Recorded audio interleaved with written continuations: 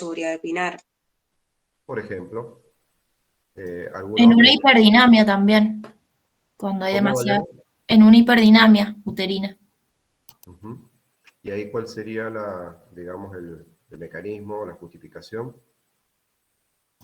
Detener o frenar un poco las contracciones uterinas. Ajá, perfecto. ¿Alguna otra aplicación, indicación? En el caso de un trabajo de parto pretérmino. Perfecto. Bien, o sea que el tema, como bien asumí, lo tienen bastante en claro. Obviamente es fundamental para la práctica profesional de ustedes y va a ser algo bastante cotidiano, frecuente, ¿no? La posibilidad de implementación de este tipo de maniobras. En la literatura hispánica hay poca actualización en relación al tema. Yo encontré, por ejemplo, uno que ahora se los voy a compartir.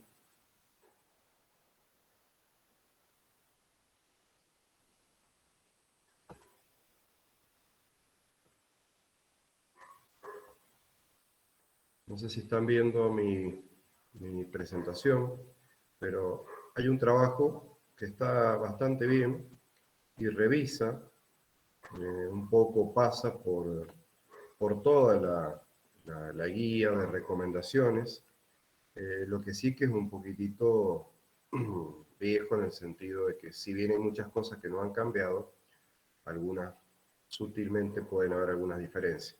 Si a ustedes les interesa, yo puedo hacerles llegar a través de PIA este artículo de revisión, donde se habla de las características generales de lo que vamos a ver rápidamente en la introducción del tema.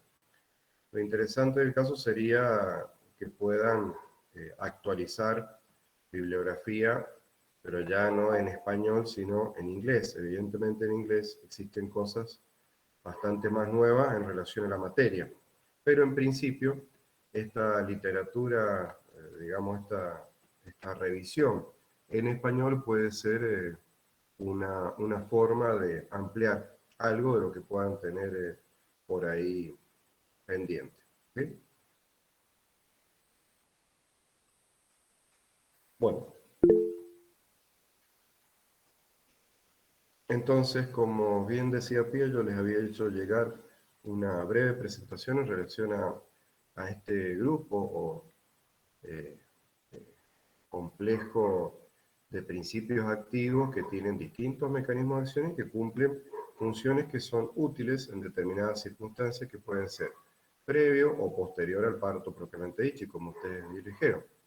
Evidentemente, hay que conocer algo de la fisiología y de la anatomía, en este caso femenina, para entender un poco esto de modificar o regular la motilidad uterina. Y para esto existe una fuerte regulación del sistema nervioso, específicamente con efectores por la vía simpática, que modulan a través de receptores tipo beta adrenérgico, mecanismos de dilatación, y a través de receptores alfa-1 adrenérgicos, la contracción. Por otro lado, además del sistema nervioso simpático, también intervienen otras hormonas que se regulan, se liberan y actúan a nivel sistémico, obviamente a la cabeza, la oxitocina, que se sintetiza en el núcleo supraóptico y paraventricular, del mismo modo que la vasopresina, y que tiene como principal función la contracción sería el miometrio, del útero, fundamentalmente, y también tiene algunas otras acciones que median o regulan, por ejemplo, el medio interno. De hecho, tiene una cierta función diurética. La progesterona, que participa fundamentalmente a través de la relajación, y los estrógenos en relación a la contracción. Y también existe una suerte de regulación por vía de las prostaglandinas, fundamentalmente las prostaglandinas E2, F2 y F2 alfa, que fundamentalmente participan de la contracción de lo que sería, o modificando un poco la actividad del útero. Entonces, para esto existen una serie de principios activos, teniendo en cuenta esta global o general introducción, que son estimulantes de la actividad uterina y que son utilizados en la práctica clínica. Evidentemente la oxitocina, las prostaglandinas y algunos alcaloides derivados del cornezuelo del centeno, Clavicia purpúrea, si lo buscan en literatura, ese es el verdadero nombre, y que fue hallado por casualidad este organismo presente en el centeno, que es una oleaginosa. Esto fue descrito y que en algunos casos producía en la población, así fue como se descubrió, esto ya hace muchos años atrás, que consumía el centeno que estaba contaminado con el cornezuelo, sufría de hemorragias importantes. Bien, ustedes saben que la inducción de trabajo de parto depende fundamentalmente de los niveles, la cantidad y la calidad de la oxitocina. La oxitocina es un péptido, un polipéptido que tiene 9 aminoácidos, se sintetiza a nivel de laboratorio desde el año 50, 53, y está producido, como anticipé, en el mismo lugar que se produce la hormona antidiurética o vasopresina, es decir, el núcleo supraóptico y paraventricular a nivel hipotalámico. La secreción dependerá entonces de la hipófisis posterior en forma pulsátil hacia la circulación sistémica, y esta va a tener distintos impactos, pero cuyo diana central va a ser evidentemente el útero. Desde el punto de vista farmacológico, vienen distintas presentaciones, las más frecuentes son ampollas que tienen entre 3, 5 y 10 unidades internacionales con 1 centímetro cúbico. ¿Qué propiedades tiene la oxitocina en términos generales? Haciendo un poco un repaso. A nivel uterino facilita la transmisión nerviosa. A nivel mamario contribuye a la galactopoiesis, es decir, a la eliminación de lo que sería la leche. También tiene un efecto de tipo vasoconstrictor, disminuyendo el flujo sanguíneo.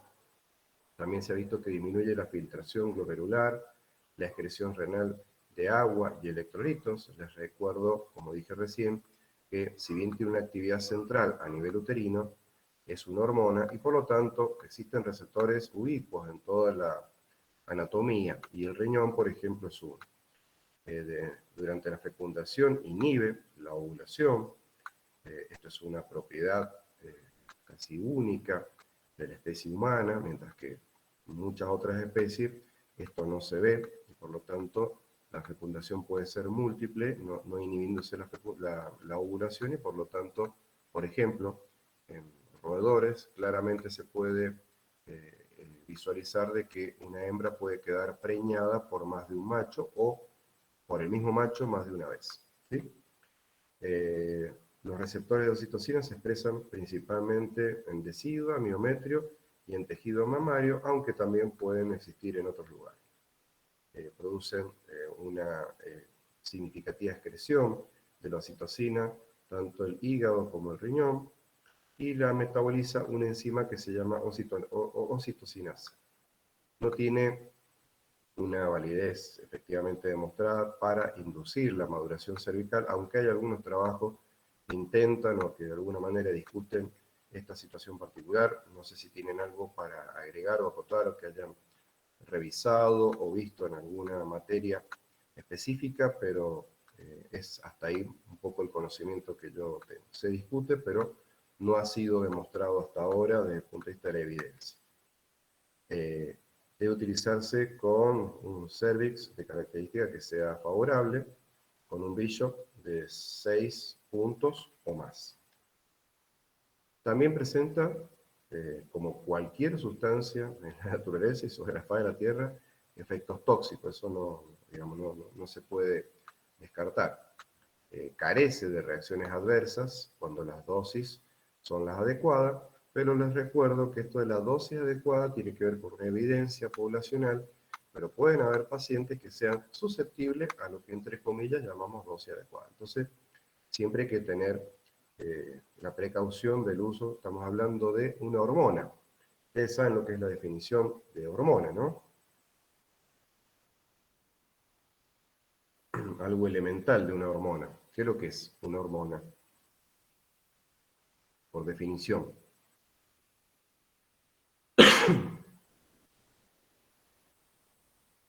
Es una sustancia que va a viajar desde el lugar que se produce Que se llama hasta el glándula. órgano. ¿Qué? Que generalmente la denominación es una glándula endocrina, pero ¿qué características tiene? Vamos bien.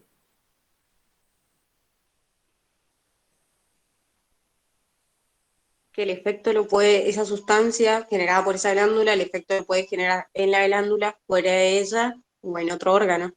Claro, eso se llama efecto autócrino, parácrino o endocrino. Creo que es lo que estás tratando de decir. Y falta algo más, que es fundamental.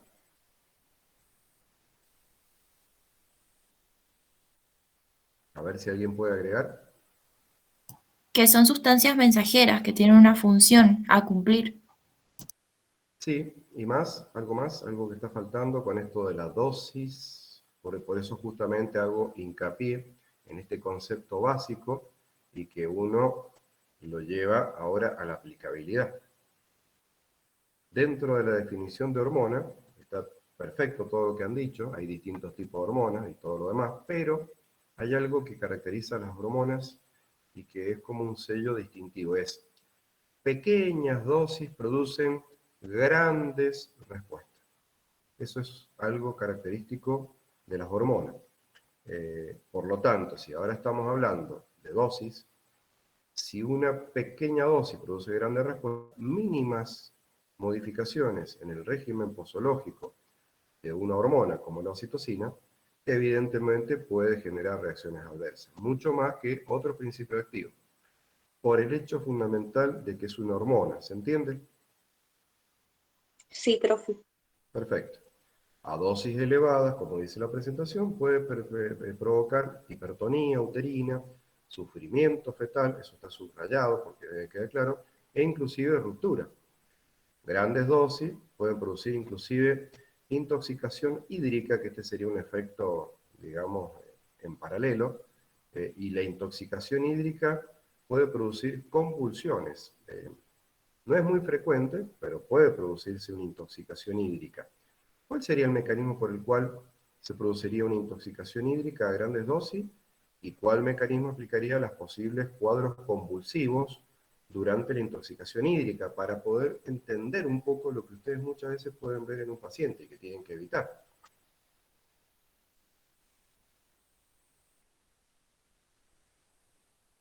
Les voy a dar una ayudita. La intoxicación hídrica puede producir convulsiones y la deshidratación también. Esa es mi ayuda. La intoxicación hídrica se da porque la oxitocina es antidiurética cuando lo usamos por periodos prolongados de tiempo.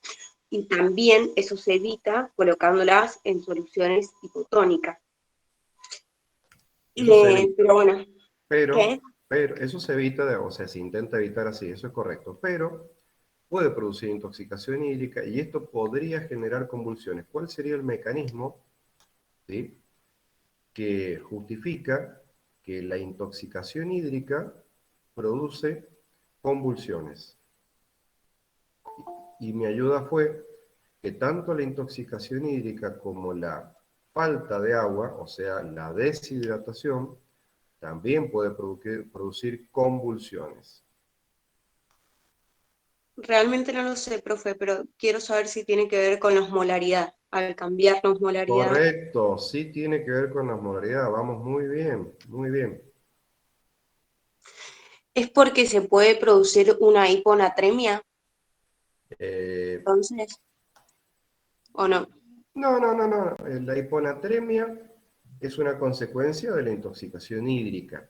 Eh, Eso lo manejan mucho los nefrólogos y no es lo mismo una hiponatremia real que una hiponatremia dilucional.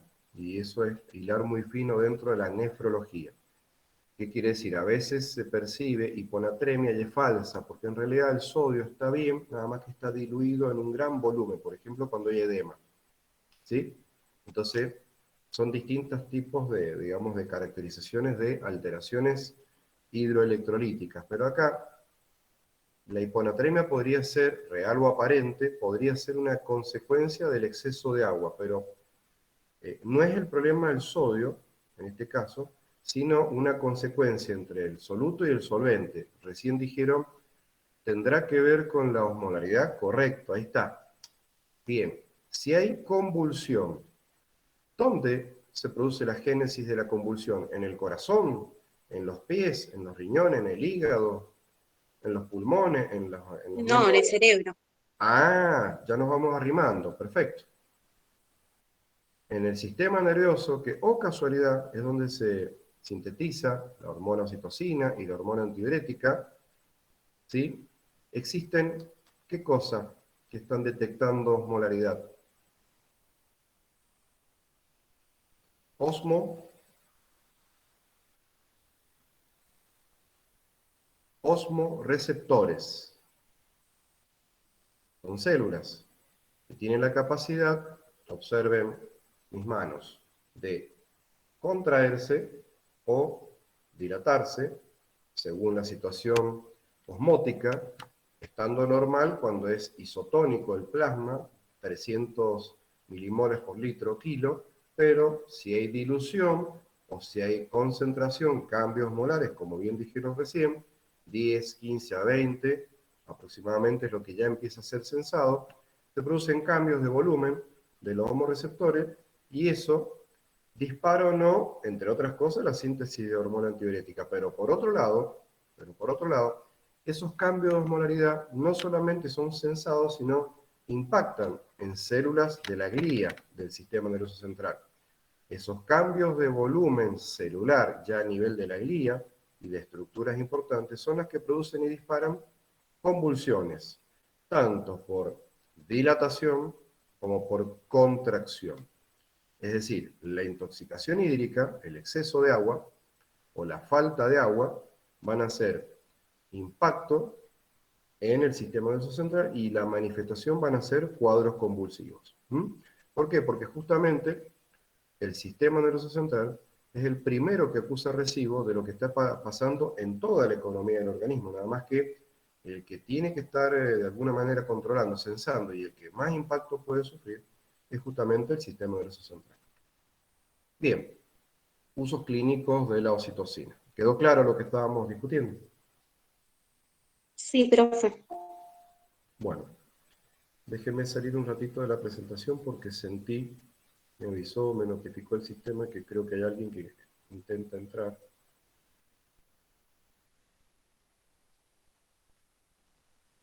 A ver si puedo verlo. Acá está. Agustina. Bien. Sigue viendo mi presentación, ¿cierto? Sí.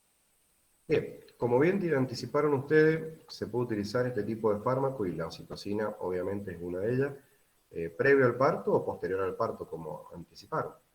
La forma de administración puede ser por vía endovenosa, en bomba e infusión, a razón de 5 unidades internacionales, asociados con, por ejemplo, en sachet, soluciones glucosadas, la dextrosa. ¿Qué característica tiene, chicas y chicos, esto de utilizar un vehículo que lo porte, en este caso la glucosa, ¿sí? En realidad es dextrosa, una solución glucosada, desde el punto de vista de la osmolaridad, ¿no?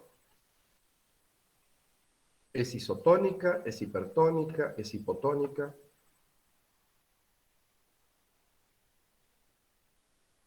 Ya esto a esta altura de las circunstancias deberían más o menos manejarlo, ¿no?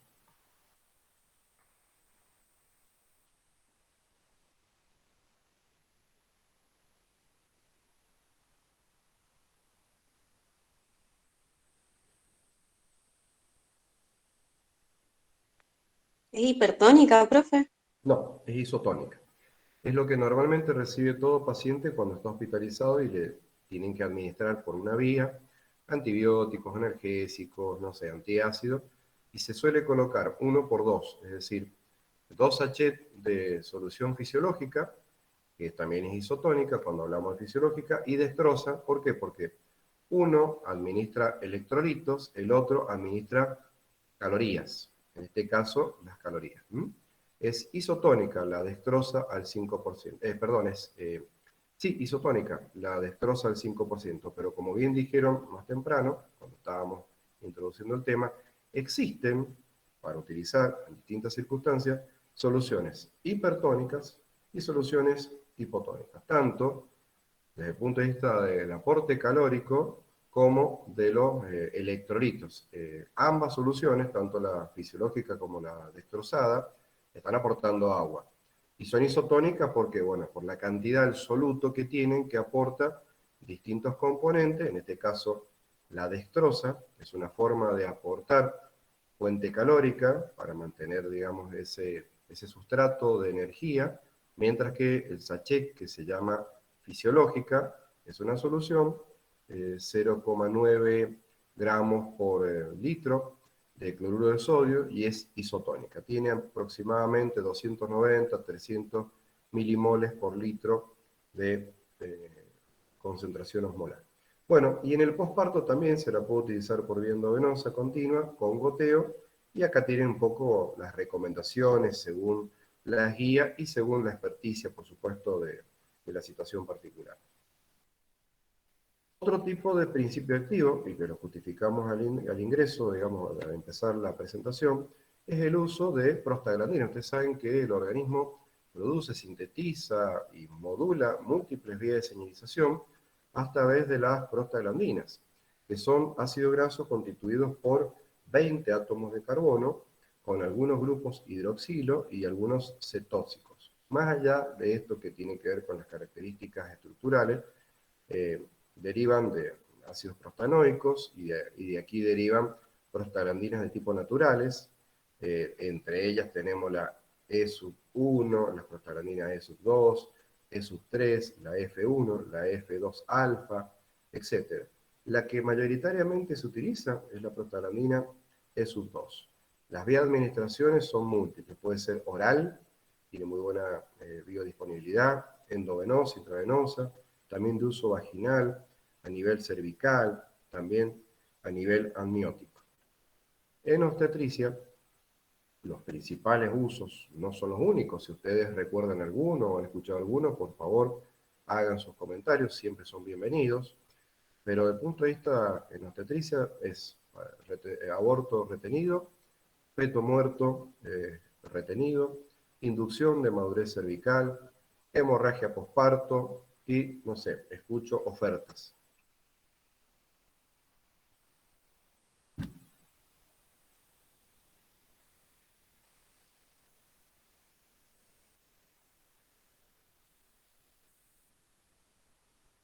¿Algo más que hayan escuchado, que hayan leído, que hayan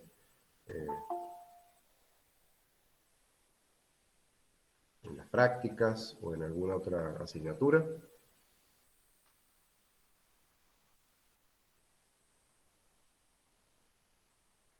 Bien. Misoprostol, obviamente archiconocido, es de uso, por ejemplo, intravaginal, es un análogo de la prostaglandina E1, y existen distintos regímenes posológicos, dosis, 25, por ejemplo, miligramos en el fondo de saco cada 2 horas, o 50 miligramos cada 4 horas, y la dosis, fundamentalmente, ¿de qué va a depender? De la respuesta uterina. Evidentemente, si no hay respuesta, se modifica la frecuencia, inclusive la dosis, por supuesto, evitando llegar a concentraciones que pueden ser extremadamente tóxicas, ¿no? ¿Cuáles son los cuidados maternos recomendados? Reposo en decúbito, monitoreo electrónico a las 40, media hora, 40 y 60 minutos post la dosis para evaluar la respuesta y los posibles efectos tóxicos, inclusive que pueda tener. Para el caso de retención del aborto retenido, 200 microgramos cada 6 horas. Para la inducción de madurez cervical, 50 microgramos. Para hemorragia posparto. Estas son las recomendaciones generales. Por supuesto, esto no es la palabra, digamos, escrita sobre fuego, en piedra, sino que pueden haber alguna guía, actualización o recomendación específica, ¿no? En el caso de posparto, 400 microgramos bienal. Hablamos de toxicidad, y es un dato que siempre hay que tener en cuenta. Más allá de la toxicidad inherente a la prostaglandina, la paciente puede ser más susceptible a concentraciones típicas o concentraciones recomendadas por las guías. Las más frecuentes tienen que ver con náuseas, con vómitos, diarrea, cuadros cefaleico, bueno, ruptura uterina, inclusive la muerte fetal. ¿Sí? Les comentaba más temprano estos hallazgos que se vieron en ciertas poblaciones alemanas, sobre todo, pero esto fue hace muchísimos años, y de acá se extraen principios activos que inclusive se utilizan como útiles para ciertos dolores de cabeza, ¿no? Derivados de la ergonovina, pero específicamente para la clase particular, las principales acciones de los alcaloides del cornezuelo del centeno, que es un hongo que crece justamente en el centeno, es la ergometrina, que es un derivado de la ergonovina, y otro es la metilergometrina, que producen fundamentalmente este tipo de principios activos, aumento de la contractilidad de los úteros gravídicos, pero también de los no gravídicos, también estimulación de contracciones intensas y regulares con aumento del tono basal. Esto es importante tenerlo en cuenta. No se utilizan para inducción de parto, son útiles para el control de hemorragias postparto y también atonía uterina, en esto que llamaban, por ejemplo, el alumbramiento, obviamente, para dolores uterinos, náuseas y vómitos. Comenté esto de que uno de los principales usos fuera de lo que sería la medicina obstétrica es inclusive estos principios activos que tienen actividad eh, de constricción de arteriolas y metaarteriolas, y sobre todo a nivel del sistema nervioso central, son útiles para jaquecas, dolores de cabeza, estados nauseosos. También son útiles en situaciones particulares de hipertensión, vasoespasmo coronario, así que hay que tener, digamos, ciertas recomendaciones y cuidados en pacientes particulares. Dentro de los fármacos uteroinhibidores propiamente dichos, ¿sí? Vamos a hablar de relajantes uterinos, que son agentes que van a deprimir las contracciones uterinas y no estimularlas como nosotros veíamos, espontáneamente provocadas por distintos estímulos. Se suelen utilizar estos relajantes frente a amenaza de parto prematuro, si la edad gestacional es inferior a las 34 semanas, 36 semanas. Dentro de los fármacos existe un amplio rango, sulfato de magnesio, óxido nítrico, calcio antagonistas, inhibidores de las COX, que tienen acción a través de las prostaglandinas, es decir, una serie de principios activos beta bloqueantes, muchos de ellos que están resumidos en esta tabla por vía de administración, mecanismo de acción y principales dosis recomendadas, pero bueno, vamos a, de alguna manera, profundizar algunos de ellos. Ritodina es un beta adrenérgico estimulante, inhibe las contracciones de úteros gravídicos de manera dosis dependiente. El efecto es limitado por otros efectos de la misma droga, que son beta 2, que producen vasodilatación, caída de la presión arterial, de lo que sería fracción diastólica, y un efecto beta 1, ¿no? Y también puede producir taquicardia tanto en la madre como en el feto. Por eso es importante hacer un seguimiento. También puede causar trastornos de tipo metabólicos. Entonces, si estamos hablando de situaciones particulares como diabetes gestacional, obviamente este principio activo puede tener impacto, generando hiperglucemia, hipopotasemia e inclusive manifestaciones como temblor frente a lo que serían alteraciones metabólicas. El sulfato de magnesio, en este caso, es un principio activo frecuente, utilizado muy frecuentemente, inhibe la excitabilidad y las contracciones del miometrio, útil para tratamiento de la eclampsia y la preeclampsia, es decir, esta elevación de la presión arterial en el embarazo, puede producir convulsiones y hipertensión en el embarazo, y también se lo utiliza como uterolítico. Es una acción no selectiva o es muy poco selectiva, ya que también afecta a los músculos voluntarios, la respiración y la función cardíaca. El magnesio de alguna manera se intercambiaría con el calcio y eso justifica que actúe a nivel de toda la musculatura. De hecho, el sulfato de magnesio inclusive se utiliza como laxante. Viene directamente un sobrecito, que creo que tiene algo de 30, 33 gramos, que se disuelve en agua, y esto se utiliza como un laxante. Que están contraindicados si existen ciertas alteraciones de la función renal, porque el magnesio tiene una suerte de interacción con transportadores a nivel tubular. También cuando hay bloqueo con insuficiencia cardíaca, bloqueo de ramas se llama, y también se ha descrito que puede haber cierto pasaje al feto. Bueno, ¿cómo se utiliza en términos generales el sulfato de magnesio? Bueno, básicamente se puso una dilución en agua destilada, esto ustedes lo deben tener bastante en claro, cómo se presenta y cómo es que existen distintos tipos de tratamiento, uno que se llama dosis de ataque, con una velocidad de infusión de 1 centímetro cúbico por minuto, con un tiempo de unos 20 minutos aproximadamente, pero también hay un mantenimiento en el tratamiento, que estos son 8 miligramos de sulfato de magnesio diluidos en un sachet de solución de dextrosa o solución glucosada al 5%, que puede ser a través de una bomba de infusión continua o por goteo clásico, claramente escrito en la presentación. Dentro de los uteroinhibidores están los beta bloqueantes o bloqueantes de los canales de calcio. No es el mismo mecanismo que acabamos de ver recién, pero el común denominador es que se produce una suerte de relajación de la musculatura, indirectamente a través del magnesio, directamente a través del calcio. Nifedipino, que vamos a verlo en farmacología cardiovascular, se lo suele utilizar por vía oral. El inicio de la acción es bastante rápido, 20 minutos, y alcanza un máximo a las 2 horas.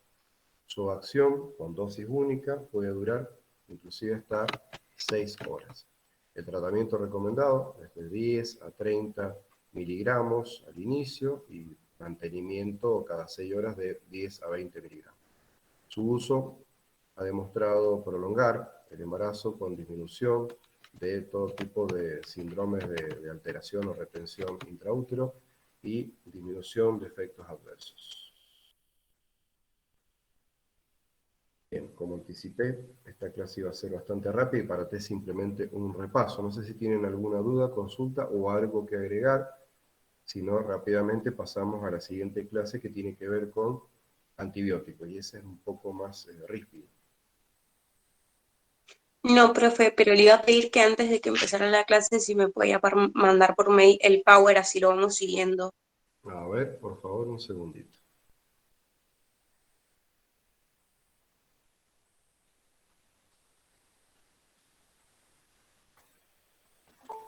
Dejo de compartir un ratito y de paso hay alguien que está esperando, Yamila.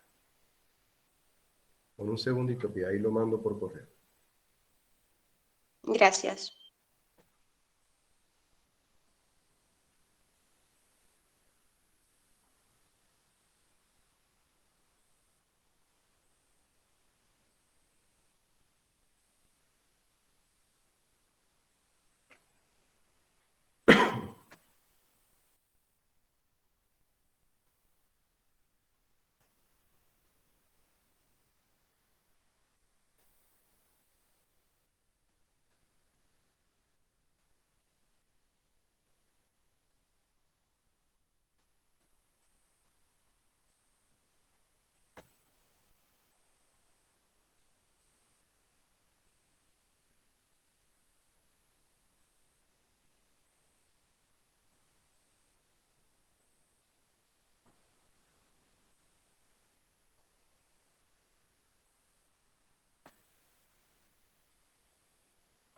Yo ahora lo comparto. Perfecto. Empiezo a compartir yo la pantalla mientras lo remitís al resto de la clase. No sé si alcancemos a terminar hoy, pero por lo menos hacemos la introducción del tema.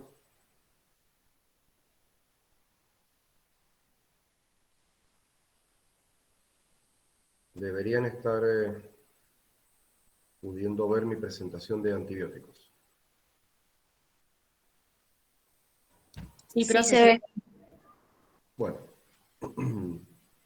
Obviamente que es un tema siempre útil y que permanentemente esto de exponernos a patógenos en cantidad y calidad hacen que todo el tiempo haya que revisar la literatura y actualizarse un poco en antibióticos, antibiótico-terapia, y desde la farmacología básica, elemental y avanzada, eh, un poco está simplificado acá esto de que frente a nuevos patógenos y frente al uso de antibióticos, una de las cosas importantes a tener en cuenta es el desarrollo de resistencia y por otro lado, eh, los posibles efectos tóxicos o asociados al uso de antibióticos en cuanto a ciertas recomendaciones, como esto que se muestra en la parte inferior derecha, en relación a que hay ciertos antibióticos que no se tienen que superponer con,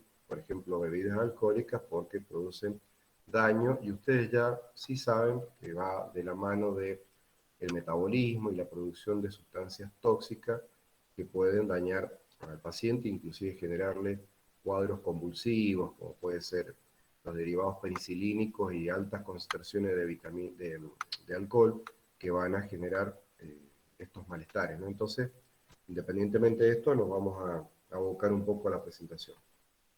Pero antes de empezar con antibióticos, tenemos que, por lo menos en la jerga de la farmacología y de lo que es la ciencia de la salud, manejar algunos conceptos para poder entender después esto de la susceptibilidad, resistencia y acciones bactericida, bacteriostático, bacteriolítico. Y lo más importante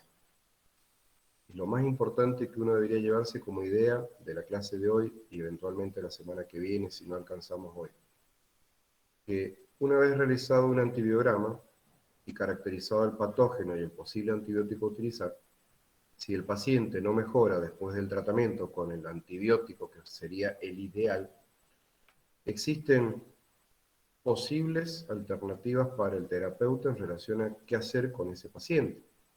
Si era ese el antibiótico que tenía que recibir por el antibiograma, como vamos a ver, ¿cuál es el problema? Y bueno, el problema puede ser resuelto de distintas maneras.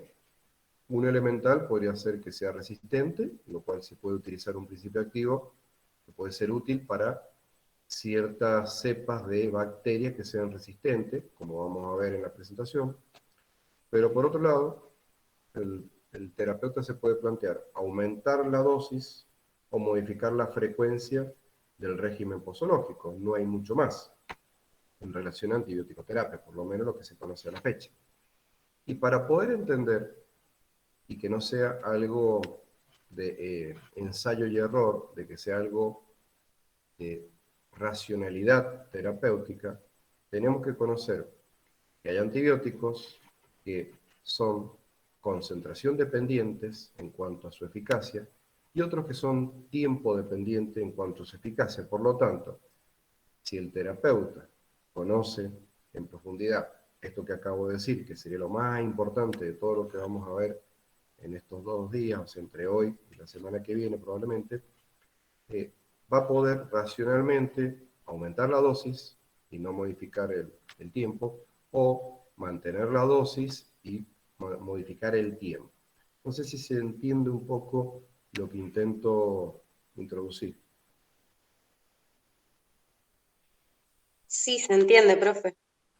Por lo menos, para que quede claro cuál sería el objetivo general de lo que es antibiótico terapia, más allá de entender cuestiones que son muy útiles y que probablemente algunas de ellas no las conozcan, pero eso es muy importante, porque en vez de derivar o empezar a sumar antibióticos, todo lo demás, muchas veces se hace eso, se cambia la dosis o se cambia la frecuencia. Pero, insisto, más allá de ensayo y error, hay ciertos antibióticos que su mecanismo de acción, como vamos a ver al final de las presentaciones, justifica que yo puedo manejar las dosis para mejorar la eficacia, o justifican que yo maneje el tiempo y no tanto la dosis para mejorar su eficacia. Eso es un poco lo que quiero que quede claro. Pero bueno, vamos a introducir primero, como dije, conceptos que son ancestrales y que merecen atención. Por ejemplo, esterilización. proceso mediante el cual células vivas, esporas, viables y virus son destruidos o removidos de un objeto o de hábitat. ¿Sí? Un objeto estéril es aquel que está libre de microorganismos, llámese que estén vivos, que estén en forma de espora, o, digamos, cualquier agente que sea de tipo infeccioso. Esto nos lleva, entonces, a conceptos como desinfección, desinfectante y antiséptico, partiendo del concepto general de esterilización. Desinfección es el acto, el proceso mediante el cual se eliminan, inhiben o remueven microorganismos que pueden causar enfermedad. Por ejemplo, cuando uno se lava las manos, está produciendo una suerte de desinfección, porque estamos removiendo, eliminando o reduciendo la cantidad de microorganismos que podemos tener en las manos, que es un lugar importante, ¿no? Porque es lo que utilizamos para conectarnos con el mundo.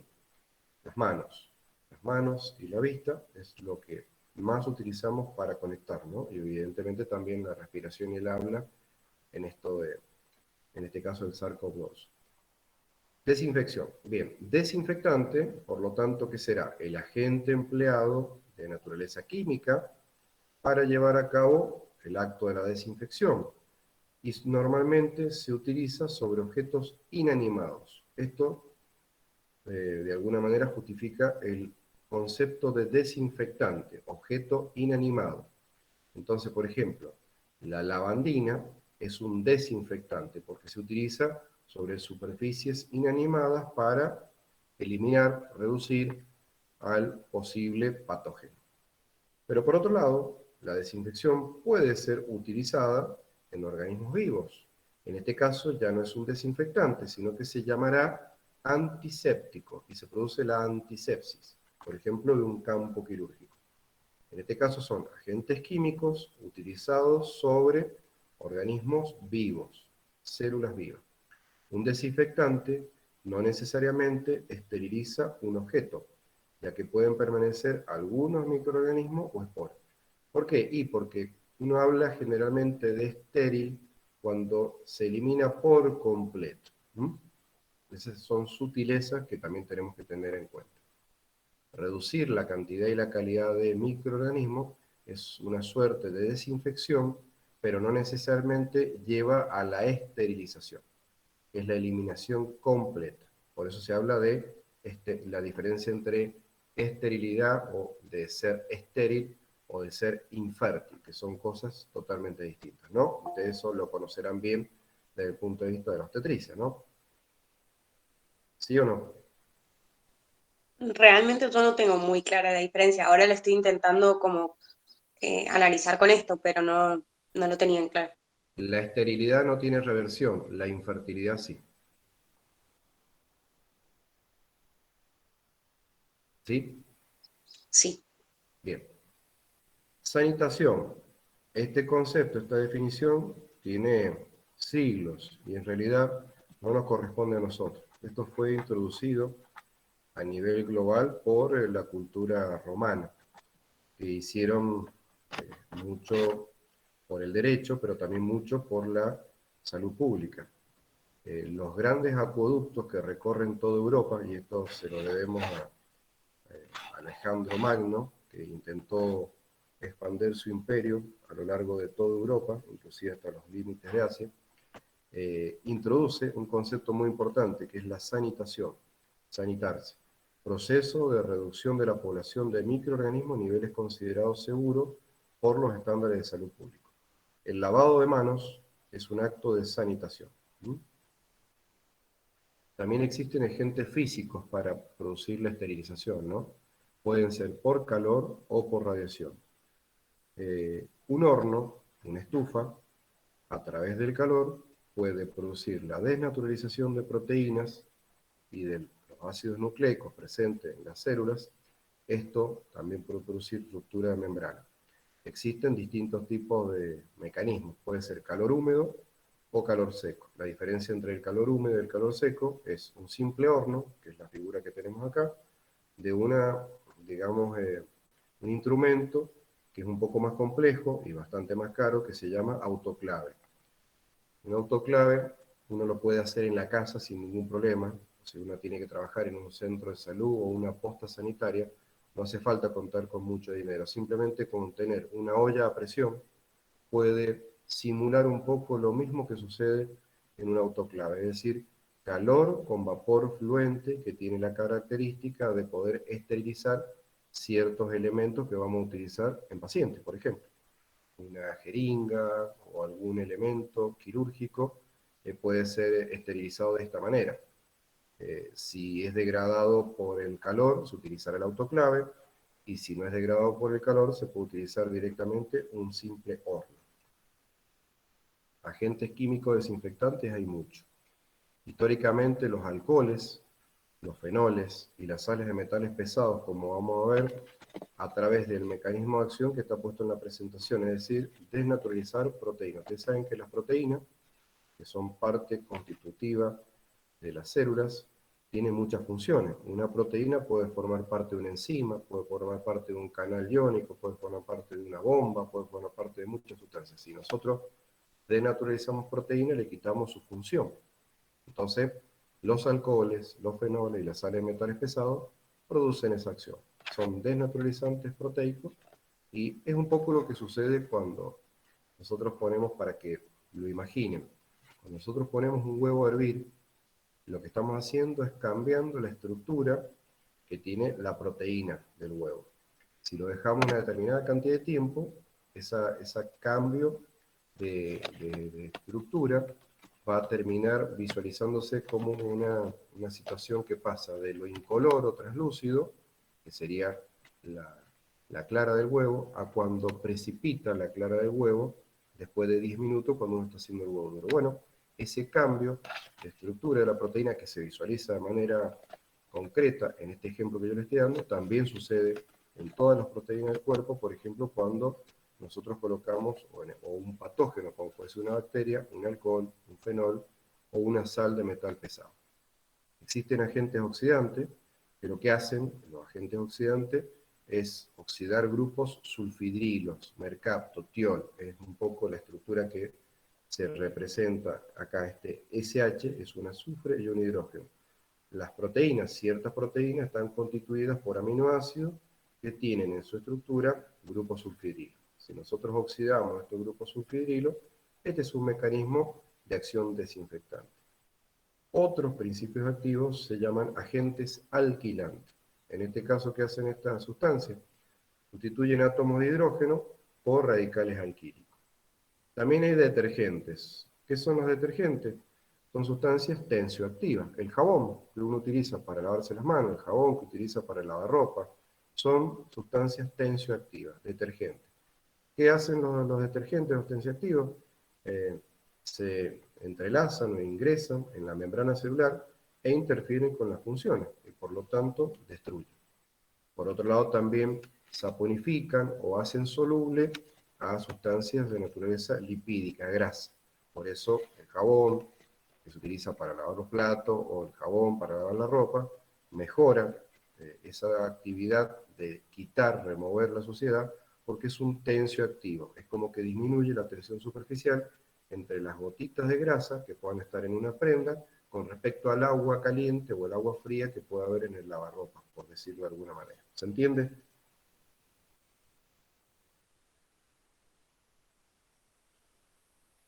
¿Se entiende, chicas?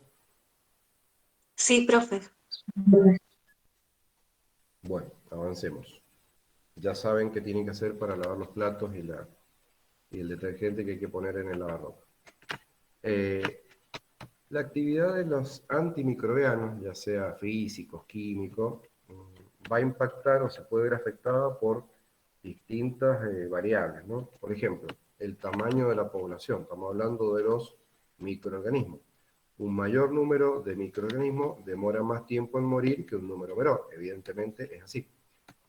Ustedes han visto las prácticas para entrar a un quirófano, las características que tiene el lavado de manos de todo el personal que va a participar, por ejemplo, en una cirugía, que tiene una forma, un tiempo, y eso tiene que ver justamente con remover la mayor cantidad de sustancias y elementos que puedan contaminar, en este caso, al campo quirúrgico, al paciente y todo lo demás.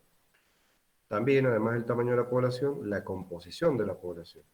No es lo mismo que tengamos un tipo de microorganismo a que sea una cantidad múltiple de microorganismos. Por ejemplo, una fractura expuesta, sucia, es complicada de tratar justamente porque hay muchos microorganismos que están presentes, por ejemplo, en el polvo, en la tierra, y si una persona sufre un accidente y tiene una fractura expuesta y se contamina con eso, el tratamiento va a ser más complejo que una infección por un microorganismo único. Otra variable a tener en cuenta es la concentración o la intensidad del agente antimicrobiano. Es decir, generalmente a mayor concentración tiene un efecto más eficiente, pero hay una excepción. ¿Cuál es la excepción y que la hemos aprendido o la han aprendido en general la población en estos últimos 2 años con esto del coronavirus? La excepción a la regla es el alcohol, el etanol. ¿Por qué? Porque en este caso lo ideal no es que sea 100% concentrado, sino que lo ideal como agente antimicrobiano es diluido al 70% y no el alcohol medicinal que es al 95% o el alcohol absoluto que es 99.99%. ¿Alguna o alguno de ustedes sabe cuál es el mecanismo o el motivo por el cual esta es una excepción a la regla? Digo, la regla es, mientras más concentrado es un agente, más efectivo. Esa es la regla. Pero hay una excepción, que es el alcohol. En el alcohol, yo tengo que diluirlo para que sea más efectivo, pero no cualquier dilución, 70%. Pregunto, ¿saben o tienen idea o pueden de alguna manera elucubrar alguna explicación de por qué en el caso del etanol es más efectivo como antimicrobiano diluido al 70% que al 95% como mal llamado alcohol medicinal?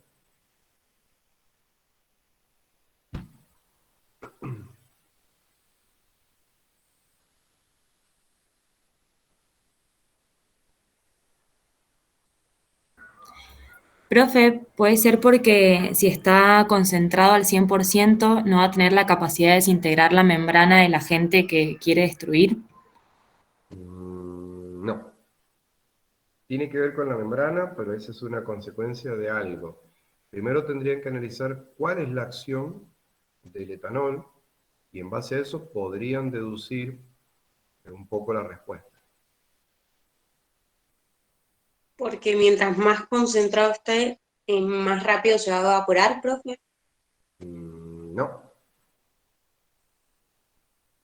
Es cierto lo que está diciendo, se evapora con más facilidad porque tiene menos agua, eso es correcto, pero no es ese el motivo por el cual sea más efectivo diluido que concentrado.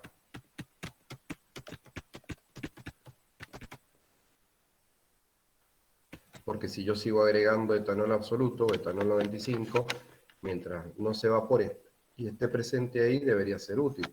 Sin embargo, no.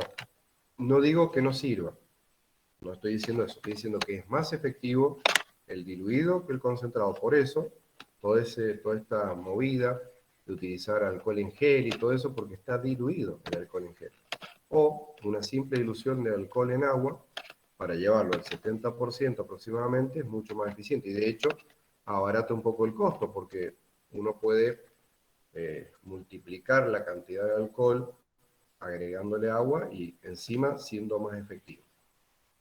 ¿Cuál es la principal acción del alcohol? ¿O qué acción produce el etanol a nivel celular?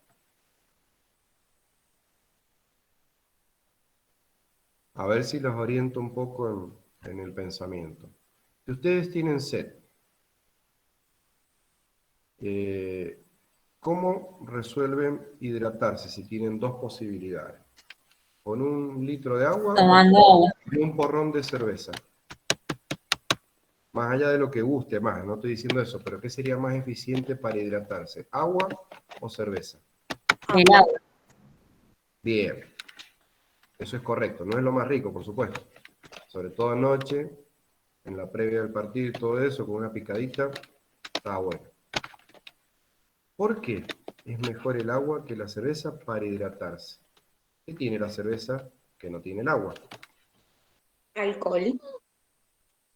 Por lo tanto, ¿el alcohol hidrata o deshidrata? Deshidrato. deshidrata. O sea que no es lo mejor en verano, cuando uno está deshidratado, ingerir alcohol. Más allá de que uno se siente bien y todo lo demás, porque pueda estar fresca la bebida o lo que sea, pero no es lo ideal. ¿Por qué? Porque el etanol deshidrata, a diferencia de que el agua hidrata. Como el alcohol deshidrata, ahora llevémoslo a la aplicación de esta excepción. ¿Cuál será un alcohol más deshidratante? ¿El alcohol 95 concentrado o el alcohol 70 diluido? ¿Cuál será más deshidratante?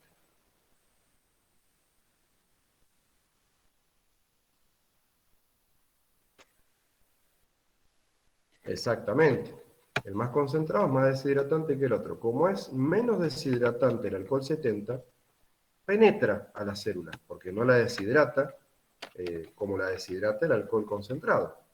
Al ingresar en la célula, ahí sí manifiesta a nivel citoplasmático su actividad antimicrobiana, mientras que el alcohol 95 o el alcohol absoluto, que no se vende en las farmacias, se vende en droguería y es para preparar distintas sustancias como tinturas o lo que sea, ese alcohol no deshidrata tanto, permite penetrar a la célula y ahí sí, en este caso, el patógeno es destruido o es eliminado por el mecanismo de precipitación y todo lo que genera el etanol dentro de la célula del microorganismo. ¿Se entiende cuál es el mecanismo que justifica por qué es recomendable utilizar un alcohol 70 y no un alcohol 95 como más eficaz? No quiere decir que no sea eficaz el 95, pero la eficacia aumenta cuando yo lo disuelvo. ¿Por qué?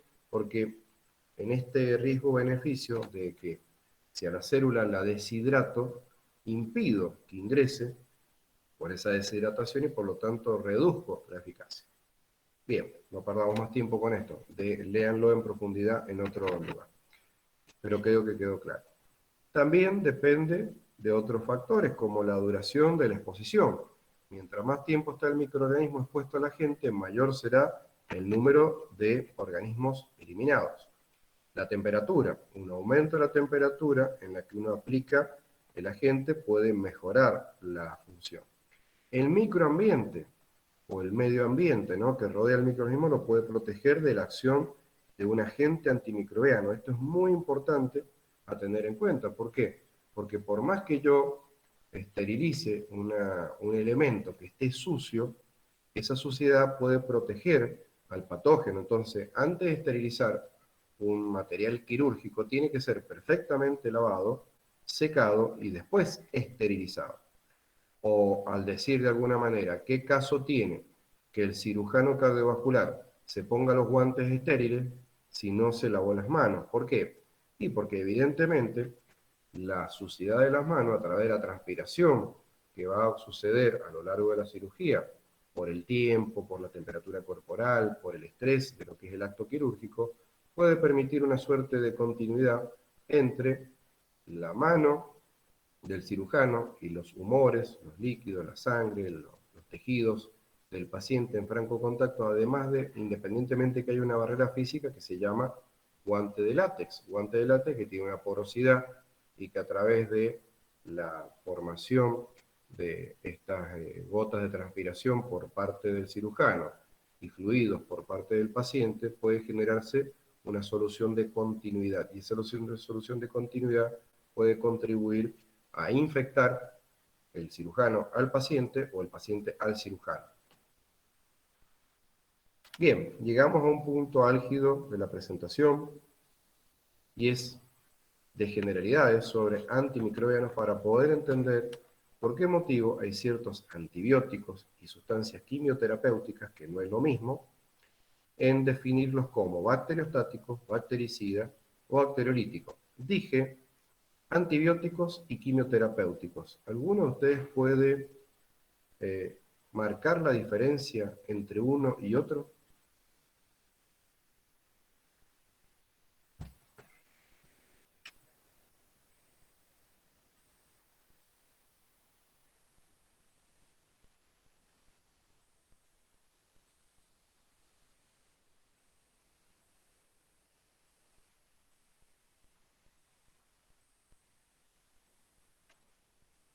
Bacteriostáticos, profe, y...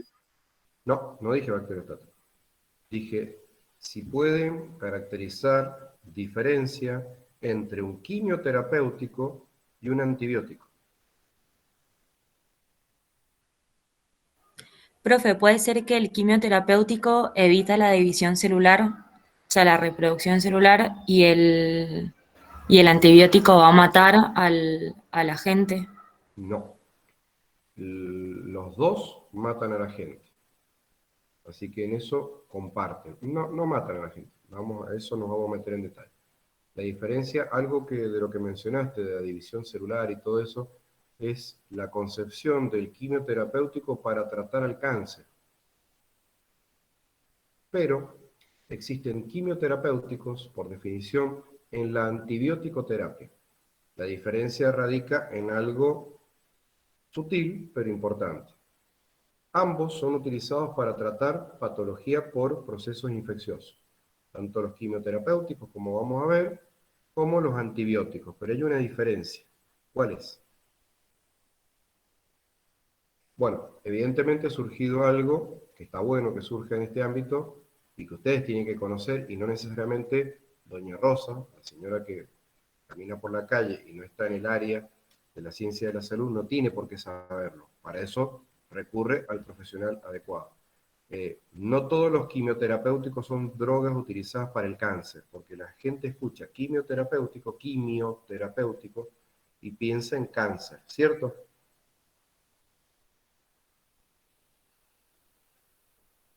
Sí, profe, porque está relacionada la palabra. Claro, pero ahora ustedes saben que hay quimioterapéuticos que se utilizan para tratar patología por microorganismos y que no tienen nada que ver con el cáncer. En este tema particular hay una diferencia sutil y que la vamos a ver más adelante, pero preguntaba porque por ahí algunos lo tenían claro. La sutileza es que ambos se utilizan para tratar a microorganismos, pero la diferencia fundamental radica en que el quimioterapéutico es 100% elaborado en laboratorios, mientras que los antibióticos son de origen natural o que tienen pequeños cambios de ese origen natural a nivel del laboratorio. Esa es la diferencia. Un quimioterapéutico es de síntesis de laboratorio para tratar, por ejemplo, bacterias, mientras que el antibiótico es extraído de una levadura o de un hongo, o de esa extracción de levadura u hongo, como vamos a ver más adelante, una pequeña modificación estructural hecha en el laboratorio. Ambos son antibióticos. Y el quimioterapéutico, como vamos a ver el Prontosilo, o el sulfometosazol trimetroprima, que lo deben haber escuchado en algún momento, son drogas quimioterapéuticas porque son 100% elaboradas en el laboratorio. La estructura no existe en la naturaleza, sino que el hombre la diseñó para tratar a patógenos. ¿Se entiende la diferencia? Sí, profe, sería en el caso como, por ejemplo, la penicilina, que es un hongo, por ejemplo. Ejemplo de que no lo has dicho. No, que es extraído de un hongo, sería un antibiótico y no Es un un quimioterapéutico. antibiótico, sí. Mientras que un quimioterapéutico es una sustancia que se hizo por completo en un laboratorio farmacéutico. Esa es la diferencia. Ambos utilizados para microorganismos, pero el origen ha variado. Uno es, insisto, de laboratorio 100% y el otro es purificado, extraído de un hongo, ¿sí?, o de una levadura, o ese extracto de producto metabólico del hongo o la levadura tiene una pequeña modificación hecha en el laboratorio, pero sigue respondiendo conceptualmente a la definición de antibiótico, mientras que, como vamos a ver, las tetraciclinas o alguno de ellos, que son derivados, ¿no? Bien, pero acá hay un concepto un poco más interesante, y es que los antimicrobianos tienen como distinta función consecuencia de su actividad. No son todos iguales. Algunos son bacteriolíticos, otros son bactericidas y algunos son bacteriostáticos. Y algunos comparten múltiples funciones.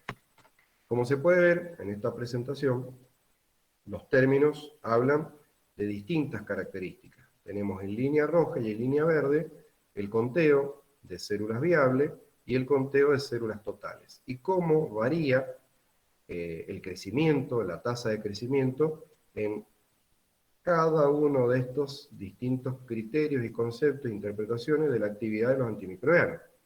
El bacteriostático produce lo que muestra el esquema, inhibe el crecimiento de microorganismos, por lo tanto, inhibe el crecimiento.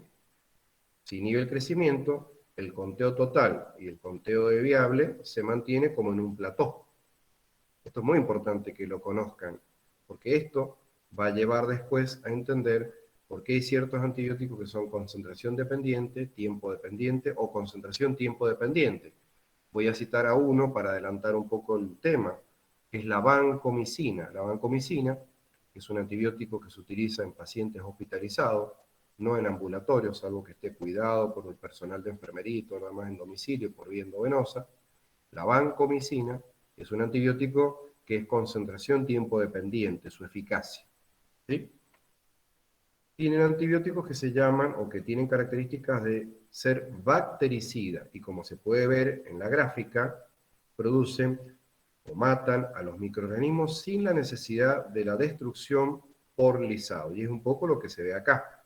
El conteo total se mantiene en un plató, deja de crecer, pero por otro lado se produce la muerte de los microorganismos, ¿sí?, que de alguna manera se estaban duplicando. Por lo tanto, el conteo total se mantiene en un plató, pero se produce la mortalidad. Y el tercer ejemplo de acción, de efecto o acción de los antimicrobianos, es la acción o el efecto bacteriolítico, que a diferencia del anterior, produce la muerte del microorganismo, pero por lisis celular. La lisis celular es global y por lo tanto no solamente cae la cantidad de microorganismos que se están duplicando, sino también de los que no se están duplicando porque al lisarlos los destruye por completo y tenemos una caída del conteo total de microorganismos con respecto a la viabilidad de los microorganismos. Entonces, bien caracterizado el efecto del poder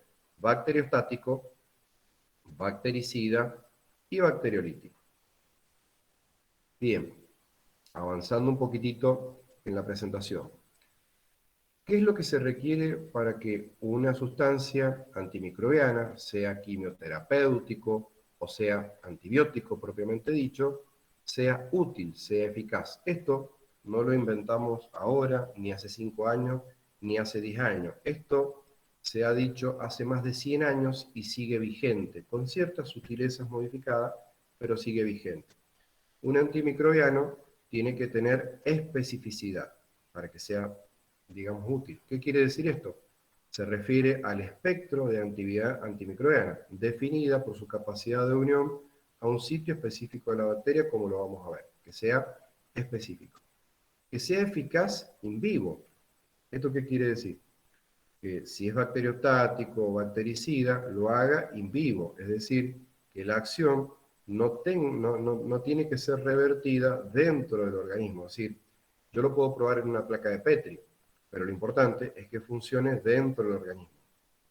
Que la toxicidad sea selectiva, esto también es un requisito para que no se cumpla este paradigma de que muerto el perro, muerta la rabia. Evidentemente, si yo mato al patógeno, pero por muerte del paciente, no sirve. Tiene que ser toxicidad selectiva. De ser tóxico, tiene que tener inocuidad para el huésped.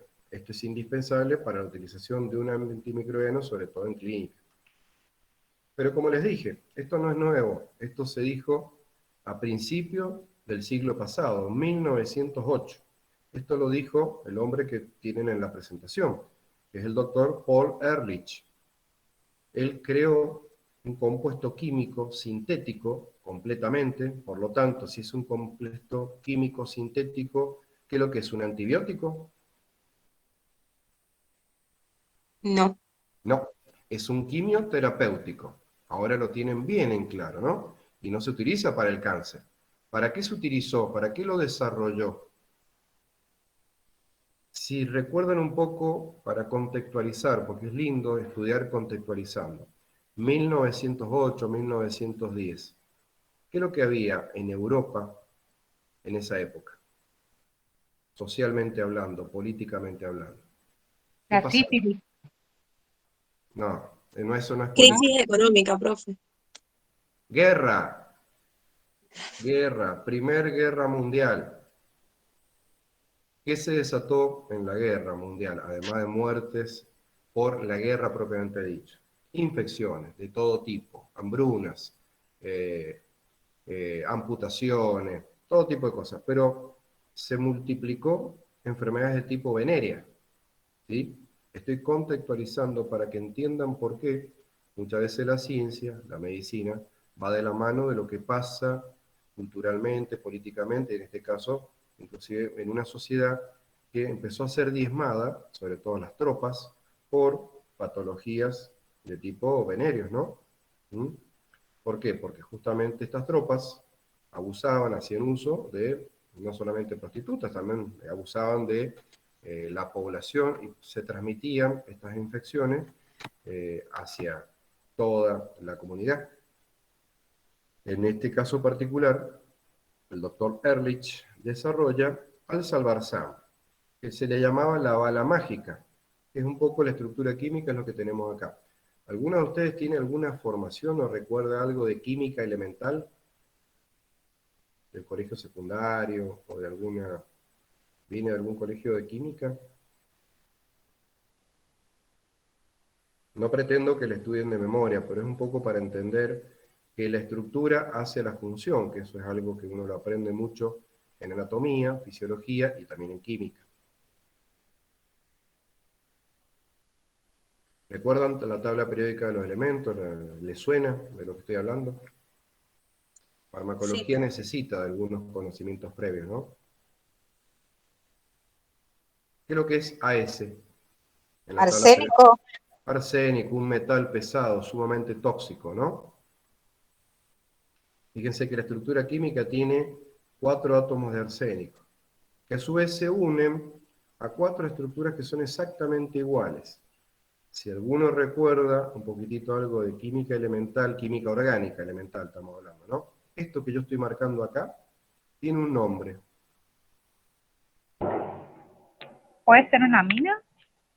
Es una amida, muy bien, pero antes que la amida, ¿qué es lo que es esto? La misma persona que contestó, que no sé quién es porque tengo la presentación, puede llegar a deducirlo. Elimina el grupo amino. ¿Y esto qué es? ¿Cómo se llama esto que estoy marcando acá?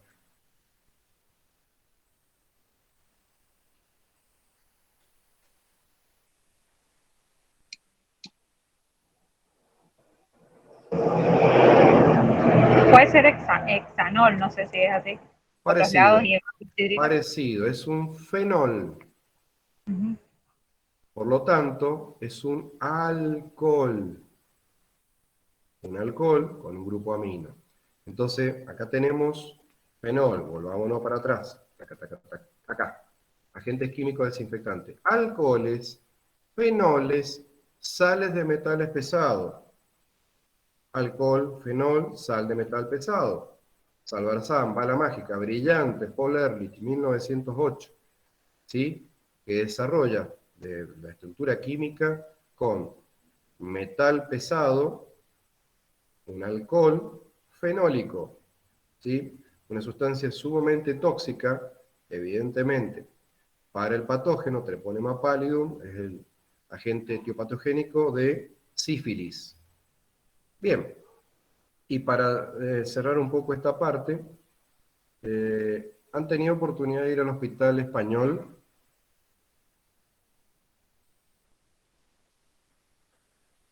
como paciente, profe, no como estudiante, Y como paciente, ¿por dónde te ingresaron? ¿Por La Guardia o por la calle San Martín? por la guardia. Por La Guardia. ¿Cómo se Tiene llama? el nombre de este científico. Muy bien, se llama Paul Ehrlich, la calle que da a La Guardia del Hospital Español. No es casualidad. No es casualidad que muchas veces los hospitales, los centros de este tipo, las calles que los rodean o alguna de esas calles puedan hacer referencia a algún, digamos, adelantado en el terreno de la salud.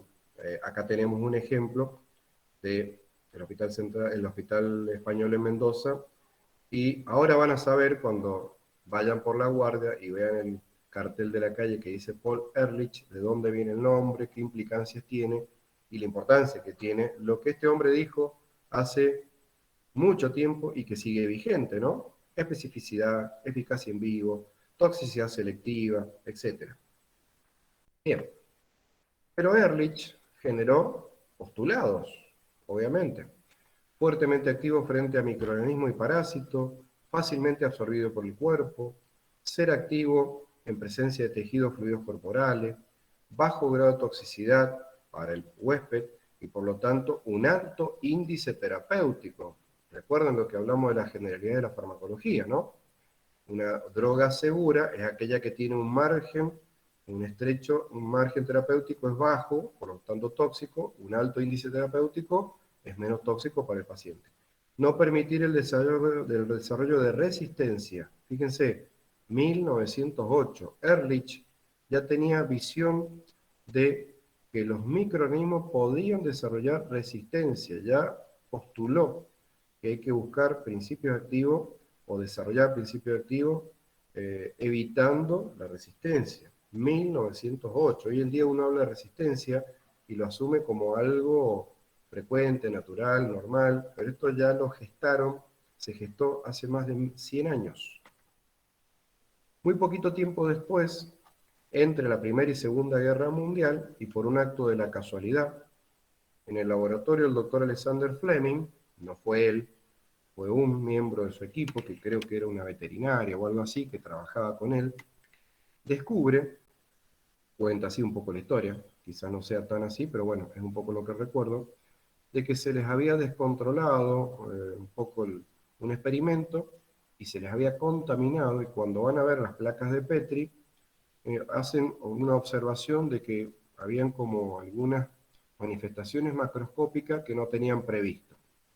Y esto era, se sugiere, la primera observación del desarrollo de un hongo que se llama Penicillium notatum, y de ahí viene el nombre, obviamente, aislado por Foley y Chan en el 39, como penicilina G, o la penicilina G benzatínica. Pero bueno, la penicilina básicamente es un producto metabólico de este hongo, y el nombre que tiene es por lo que se ve a través de la microscopía electrónica.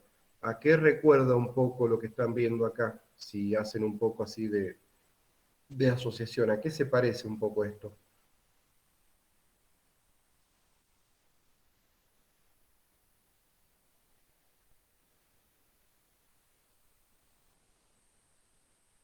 ¿A qué se parece? Algo frecuente que uno puede utilizar, que se compra en la ferretería. ¿A qué se parece? Podría ser un rastrillo. ¿Qué otra cosa podría ser? Un tenedor. Un pincel, Aunque, a un pincel. exactamente, se parecen a pinceles. Por eso, penicillum, de ahí viene el nombre latino, que hace referencia a pincel o pinceles. Esto es un poco lo que dicen que se observó, no sé si es verdad, lo que se ve en la izquierda, y a la derecha, lo que uno frecuentemente puede ver cuando hace una práctica en microbiología, ¿no? Pero en definitiva, si ustedes observan, esto es una placa de Petri, que puede ser en agar, y lo que uno hizo es un hisopado de Fauce, y lo cultiva en la placa de Petri, y después de un cierto tiempo, en una estufa de cultivo, puede ver el crecimiento de microorganismos que puedan estar presentes, por ejemplo, la Fauce. Lo que se observó es que cuando crece este hongo, genera parte de su crecimiento un producto del metabolismo, y ese producto del metabolismo genera lo que se llama halo de inhibición, que es esto que se ve acá. Fíjense que acá, si bien pasó, digamos, el hisopo para hacer el cultivo, en esta parte no pudo crecer el microorganismo. ¿Por qué? Porque este hongo liberó en el agar un producto de su metabolismo por el crecimiento y por la proliferación que inhibió al crecimiento de este microorganismo. Esto se llama halo de inhibición. Entonces, un antimicrobiano es una sustancia capaz de actuar sobre el microorganismo inhibiendo el crecimiento o destruyéndolo. Antibiótico es una sustancia producida por el metabolismo de organismos vivos, principalmente hongos microscópicos, inclusive bacterias, levaduras, que poseen la propiedad de inhibir el crecimiento, destruir los microorganismos según su origen. Los antibióticos pueden ser, por ejemplo, naturales, semisintéticos y los sintéticos, que son los que ya no se llaman antibióticos, sino que se van a llamar quimioterapéuticos. ¿Cómo se puede evaluar la susceptibilidad de un antibiótico? Y bueno, es lo que el médico le pide al bioquímico a través de una indicación que le aporta el paciente o algún pariente del paciente, y es el test para evaluar la susceptibilidad. Hay distintos tipos de test. Uno puede ser por dilución, otro puede ser por difusión.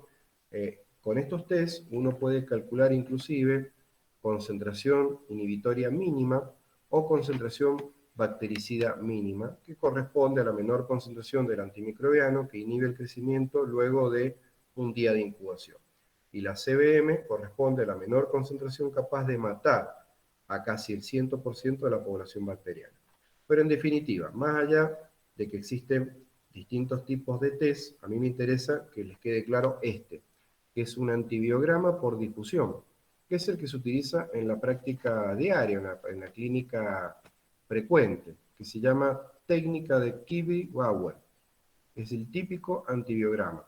Es el más utilizado, es práctico, sencillo, permite analizar un gran número de antibióticos al mismo tiempo y bajar las posibilidades de las condiciones, o modificar las posibilidades de condiciones, y entrega resultados de tipo cualitativos, es decir, qué bacteria es sensible y cuál es resistente.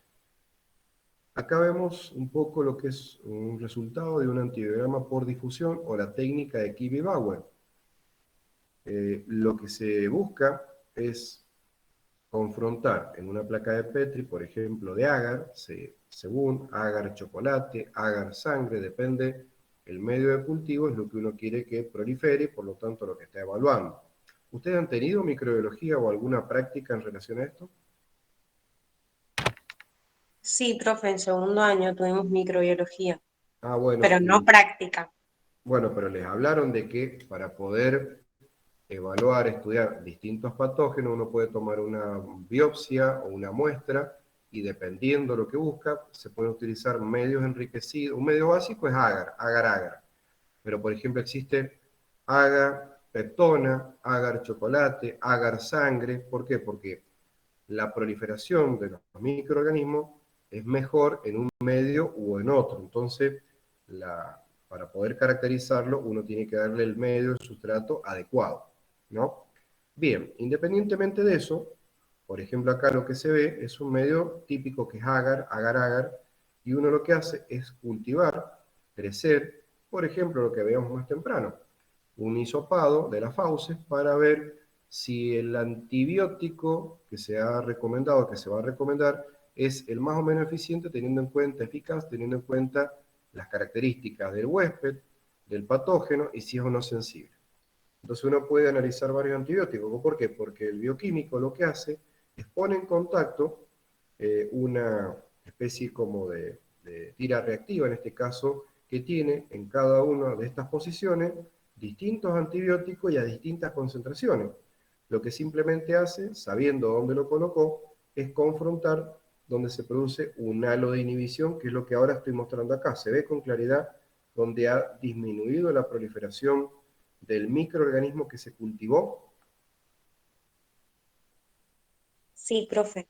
Entonces, sabiendo qué antibiótico estábamos colocando en esas posiciones, nosotros podemos inferir que lo que se encontraba acá y lo que se encontraba acá, por ejemplo, o en este caso, fíjense que el halo de inhibición se visualiza en estas porciones, mucho, menos, y en este lado no hay nada de inhibición.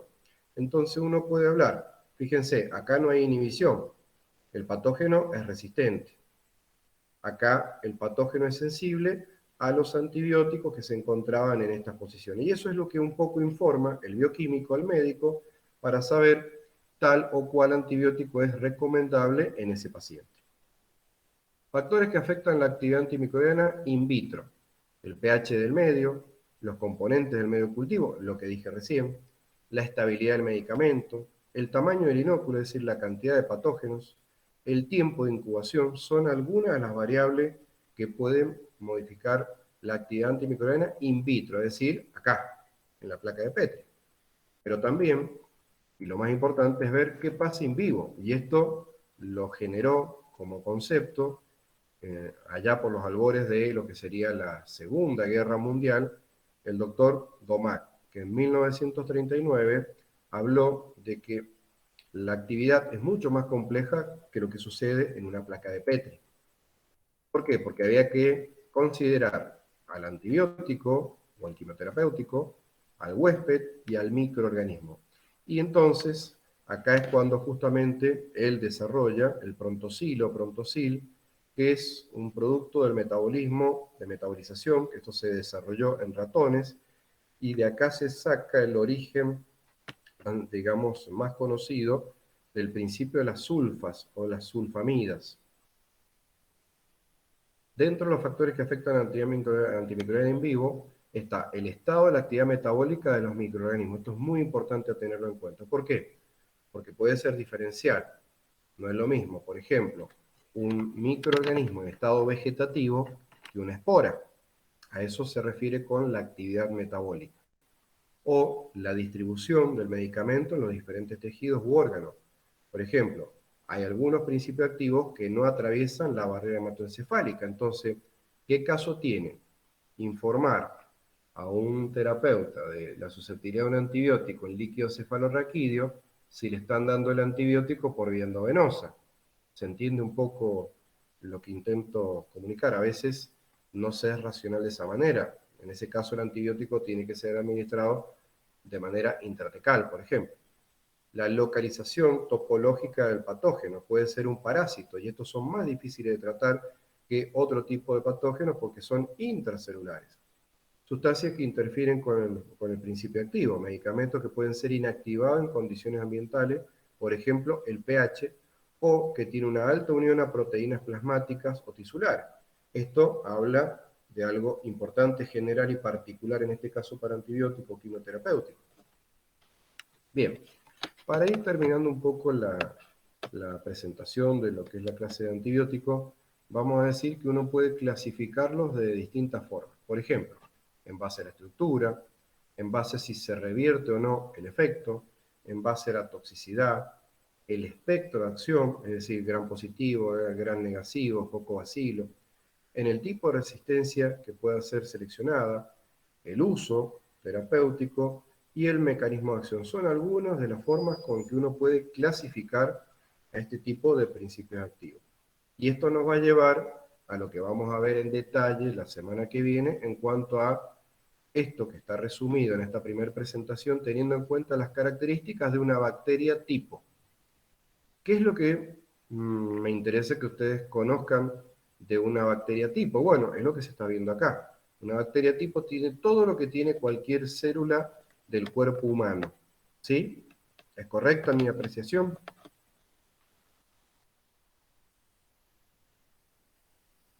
Es una pregunta. Retórica, por cierto.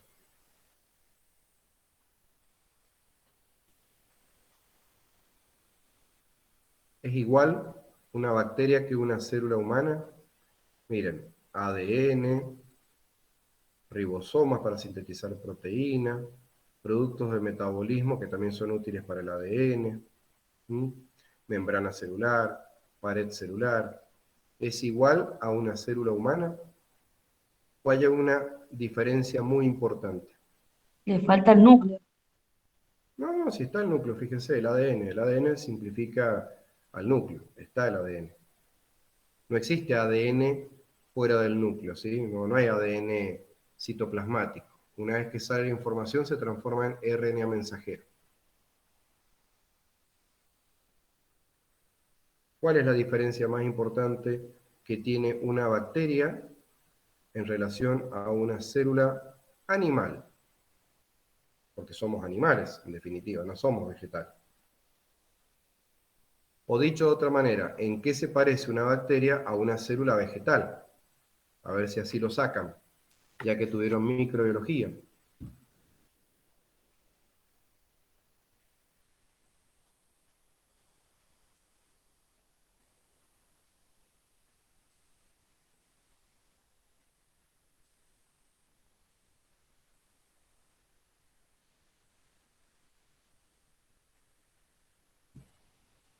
Profe, pero lo que dijo mi compañera es real, o sea, no tiene un núcleo definido la célula bacteriana, mientras que el animal sí, Pero no es tiene la una principal membrana diferencia. nuclear.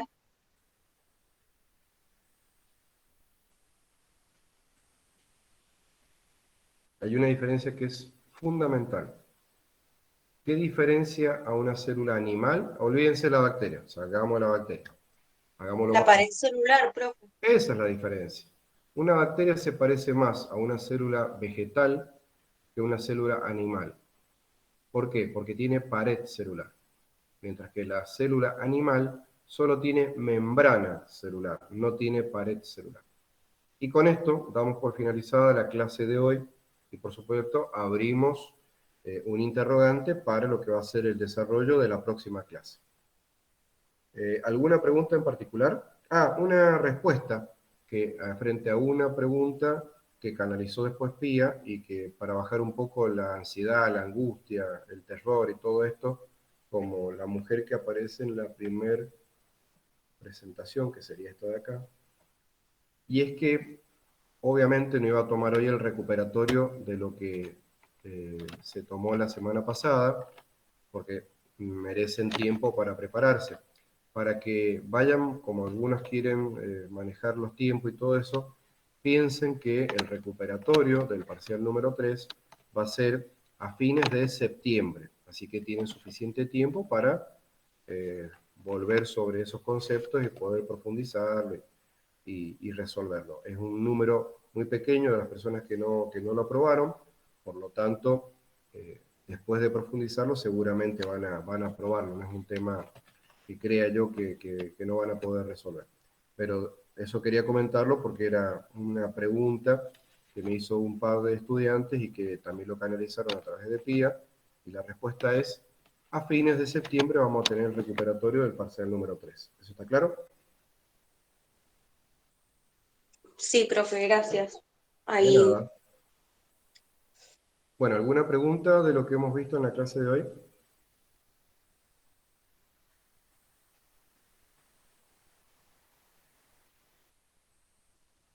No, profe, preguntas yo no tengo, pero sí le iba a pedir que después me mande el artículo científico de revisión de uteroinhibidores en embarazo El que tengo en pretérmino. español, pero sugiero hacer búsquedas más recientes en inglés, porque obviamente la actualización pasa por ahí. Inclusive hay algunos artículos en alemán, pero por lo menos en inglés, que están muy buenos y que por ahí dan algunas pequeñas sutilezas que para ustedes, futuras profesionales en el área, conviene que estén actualizados, ¿no? Yo ahora ni bien corto te lo envío, Pía, y lo remitís al resto de la clase. Por mi parte, muchas Gracias. gracias, espero haber sido claro. Profe, Sí, ¿le puedo hacer una consulta? Yo le mandé un correo, no sé si recuerda, quería hacerle una pregunta con respecto al parcial. Con respecto a este paciente, que bueno, ¿cuál era el mejor analgésico? Sufría de problemas. ¿cuál es el contexto de la pregunta? Porque la pregunta tiene un contexto. Depende del contexto de la Sí, respuesta. sí, él era un paciente que tenía problemas óseos y también artritis. Se corta mucho. Sufría problemas. A ver, ¿ahí me escucha mejor? No, escuché que pasó una moto, un auto. ¿Estás en A la ver, calle? ahora estoy afuera, Mm, porque a no ver, tengo una señal, vivo lejos. No sé si alguien escucha, si no busco otro lugar.